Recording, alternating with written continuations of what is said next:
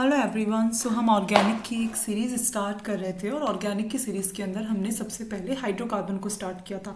Hydrocarbon के बारे में जब हम बातें कर रहे थे तो हमने कल पहले जाना था कि एल्कीन और एल्काइन के बारे में हम लोगों ने थोड़ा थोड़ा जाना था। इसके बाद सैचुरेटेड अनसैचुरेटेड के बारे में जाना था। ये सारी चीज़ें भी हम लोगों ने जानी थी। फिर हम लोगों ने एल्कीन्स बनाने के मेथड्स देखे थे, एल्कीन से कैसे बनाते हैं, एल्काइन से कैसे बनाते हैं। हमने हाइड्रोजनेशन जाना था, आपको पता होना चाहिए। हाइड्रोजनेशन हम लोगों ने जाना था। हाइड्रोजनेशन के 3 मेथड हम लोगों ने दिए थे।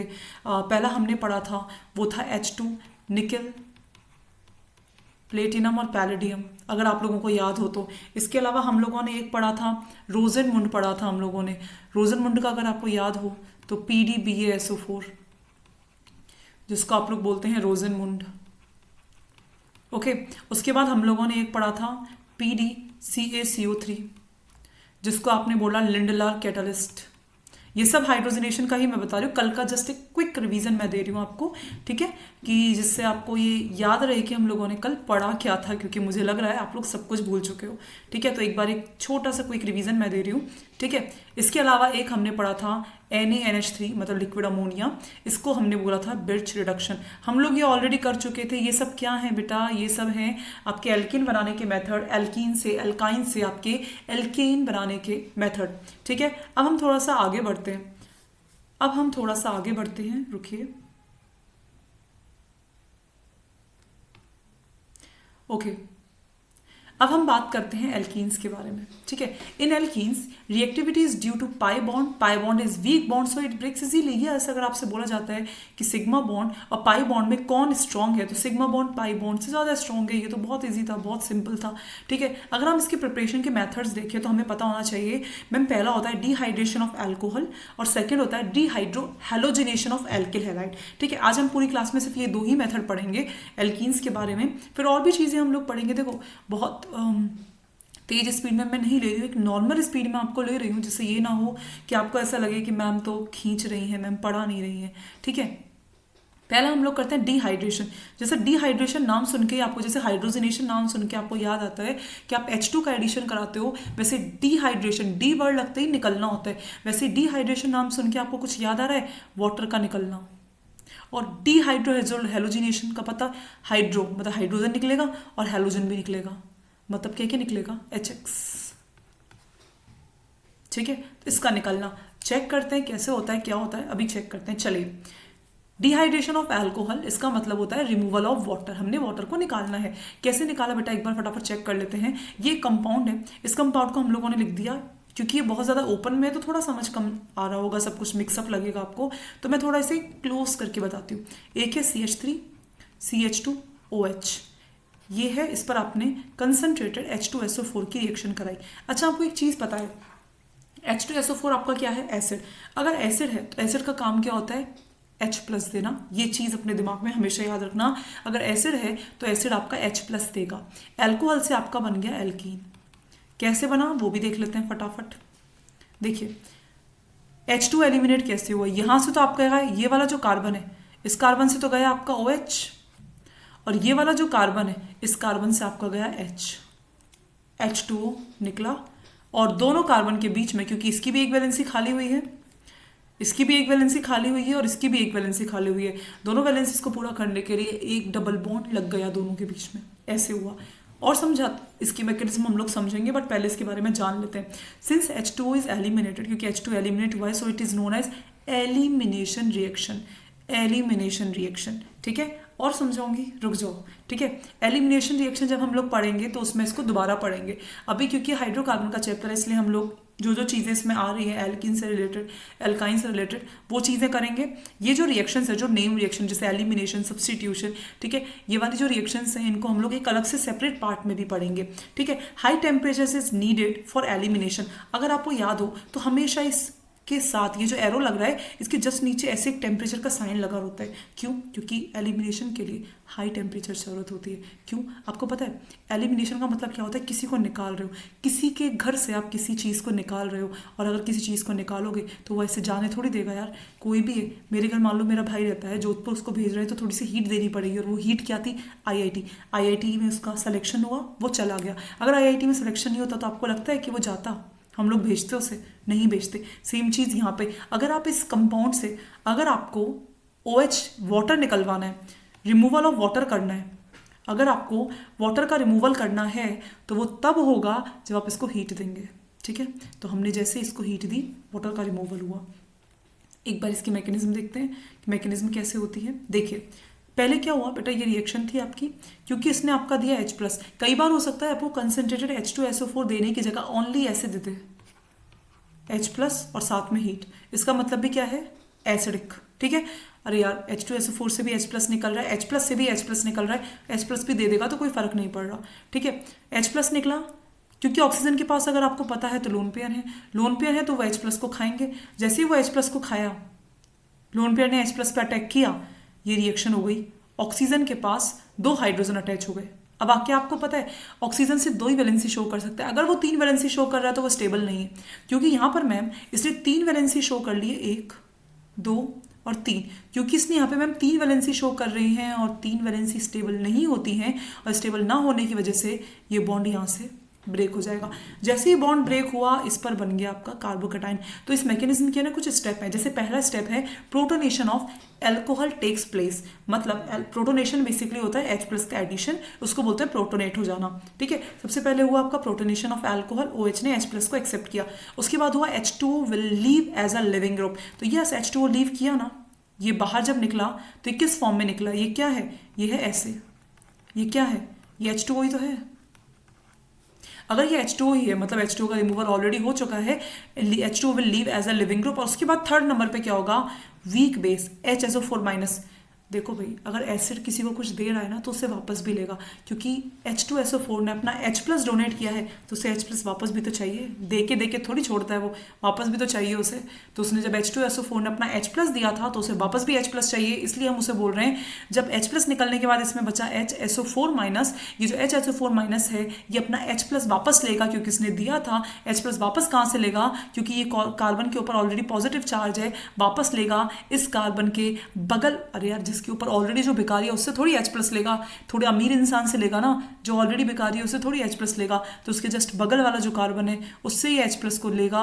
और ये H+ लेने के बाद, क्योंकि अब इस कार्बन के पास भी एक हाइड्रोजन की कमी, इस कार्बन के पास भी एक हाइड्रोजन की कमी, दोनों के पास एक एक इलेक्ट्रॉन की कमी है, तो दोनों के बीच में उस इलेक्ट्रॉन की कमी को पूरा करने के लिए डबल बॉन्ड का फॉर्मेशन होगा, और ये इस तरह से आपका डबल बॉन्ड बनता है। मुझे उम्मीद है आपको ये मैकेनिज्म समझ आई होगी। आपको सिर्फ क्या क्या है वो पार्ट आपको पता होना चाहिए। पहले प्रोटोनेशन होगा, उसके बाद H2O निकलेगा, और थर्ड नंबर पे आपका दोबारा से H+ को ले लिया जाएगा। ठीक है, इजी है रिएक्शंस, कोई टफ नहीं है। इसके बारे में कुछ बातें पता होनी चाहिए। Dehydration of alcohol follows even mechanism, क्यों, क्योंकि एसिड दिया था, और एलिमिनेशन ही क्यों, क्योंकि हीट भी दी जाती है।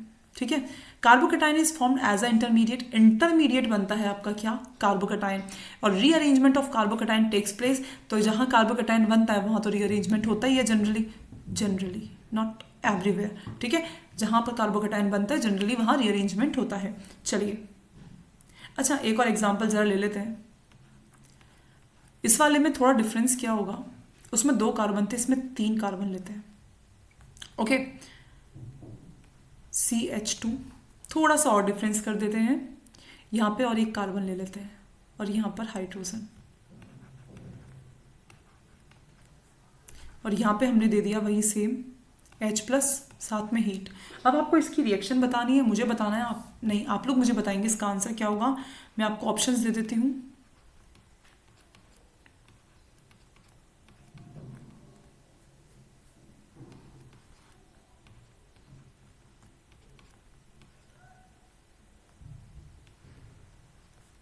वेट,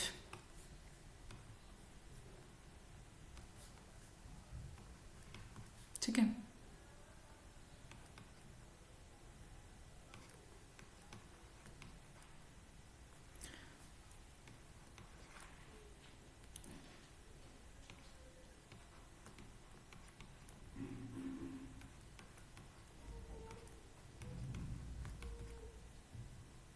ठीक है, H3, यार H3 लगा लेना यार तुम लोग, मैंने हर जगह लगाया नहीं है। ठीक है, और फोर्थ वन मैंने दे दिया है आपको।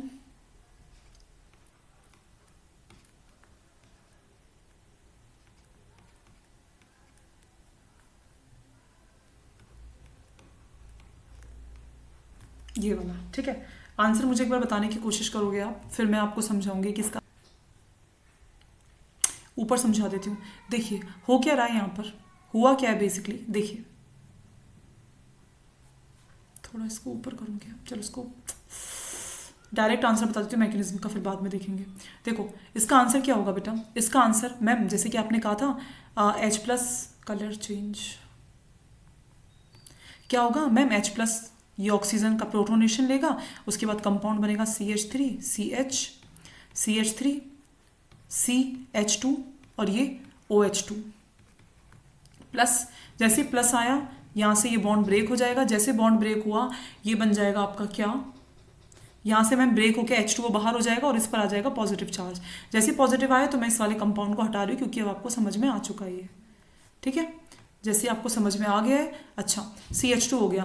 अब क्या करना है, अब क्या करना है बेटा, CH2 पॉजिटिव बन ही गया है। अब आपको अगर एक चीज़ नज़र आ रही हो, मेरे को तो आ रही है, आपको आ रही है, तो देखो मैम ये कार्बोकैटायन रीअरेंज कर सकता है, क्योंकि ये वाला सिर्फ 1 डिग्री है और ये वाले की बात करोगे तो ये 3 डिग्री है, तो ये कार्बोकैटायन रीअरेंज करेगा। अगर आप रीअरेंज नहीं भी करवाते हो ना तो भी आंसर आ सकता है। कैसे, क्योंकि जो अगला हाइड्रोजन निकलेगा SO4 माइनस जो है वो हाइड्रोजन लेगा, किससे, इस वाले से हाइड्रोजन लेगा। और जैसे हाइड्रोजन लिया या तो आप शिफ्ट करा लो, आपकी मर्जी है, चलो शिफ्ट ही करा लेते हैं पहले। जैसे आपने शिफ्ट कराया तो ये कंपाउंड बना CH3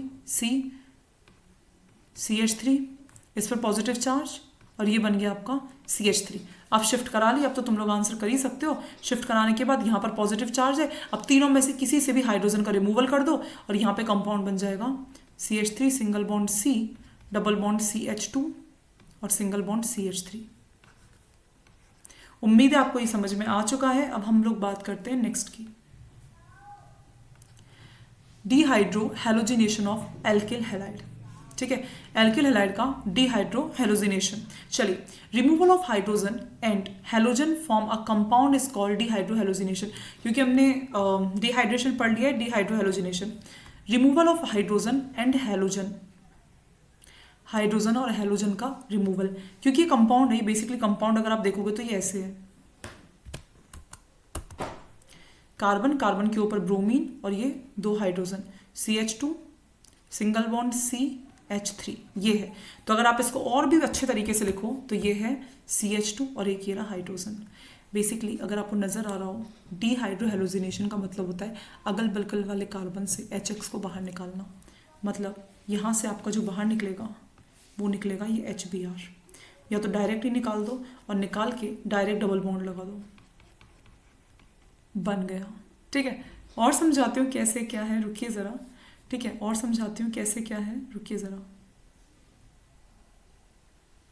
ओके, अब देखिए CH2 डबल बॉन्ड CH2 हो गया।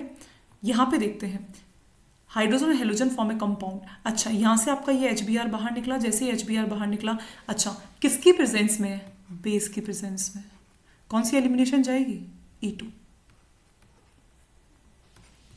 एसिड की प्रेजेंस में नहीं हो रहा, बेस की प्रेजेंस में हो रहा है, तो कौन सी एलिमिनेशन जाएगी, E2, ठीक है।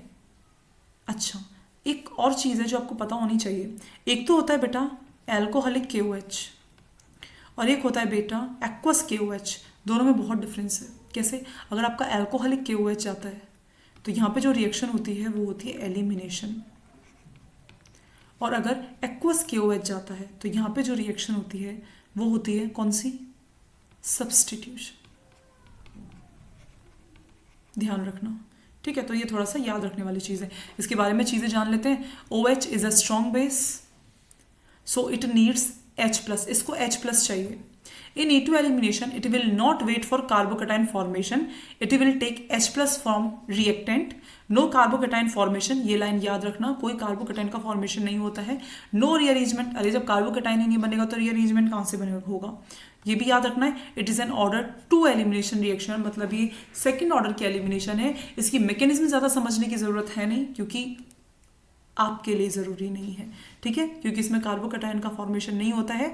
H+ स्ट्रॉन्ग है, H+ बाहर निकलेगा, डायरेक्ट लास्ट में आपका HBr बाहर निकल जाएगा यहाँ से, ठीक है। बहुत ही ईजी वे से करो, HBr डायरेक्ट निकाल दो, ठीक है।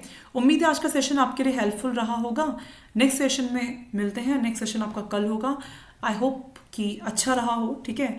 और हम लोग और भी हाइड्रोकार्बन के ऊपर और भी सेशंस में लूँगी। अभी जो हमने चीज़ें करी वो सिर्फ एल्कीन के ऊपर रिएक्शंस हमने देख ली, और कल हम लोगों ने हाइड्रोजनेशन देखा था।